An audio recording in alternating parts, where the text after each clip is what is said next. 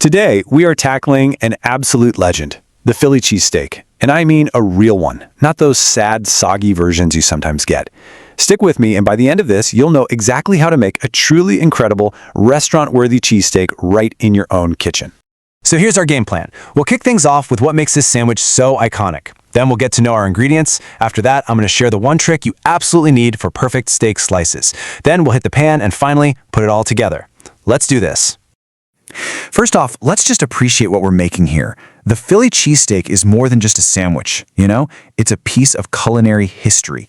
Its genius is in its simplicity. We're talking tender, paper-thin steak, gooey melted cheese, and sweet grilled onions all piled into a perfect soft roll.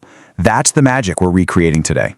Now, you can't build a legend without the right team. A great cheesesteak is all about the quality of its parts, so let's get to know the key players that make this whole thing work. Okay, getting these basics right is non-negotiable. For your steak, ribeye is the classic choice for a reason. All that marbling makes the meat super tender and flavorful. When it comes to cheese, provolone gives you that nice, sharp bite, but hey, you can't beat American cheese for that ultimate creamy melt. And the roll, it's got to be soft enough to soak up the juices, but strong enough not to fall apart on you. So those are the essentials, the core of the classic cheesesteak. But, you know, the real fun of cooking at home is making it yours. So you feeling like adding a little personal flair? If you want to jazz it up a bit, mushrooms and green bell peppers are the go-to additions. The mushrooms add this great earthy depth, and the peppers bring a little bit of freshness that just cuts through the richness of the steak and cheese perfectly. All right, listen up, because this next bit, this is what separates the good homemade cheesesteaks from the great ones. I'm going to let you in on the one simple trick that restaurants use to get that steak impossibly thin. Here it is. This is the secret weapon. Just pop your steak into the freezer for about 20, maybe 30 minutes. You don't want it frozen solid, just nice and firm. When it's firmed up like that, you can slice through it like butter and get those paper-thin pieces. Honestly, this one step is the key to that authentic melt-in-your-mouth texture. Okay, our steak is sliced and ready to go. Now it's time to fire up the stove. This is where the magic happens, where all these amazing ingredients come together to become something even better. Let's walk through it. First up, the vegetables.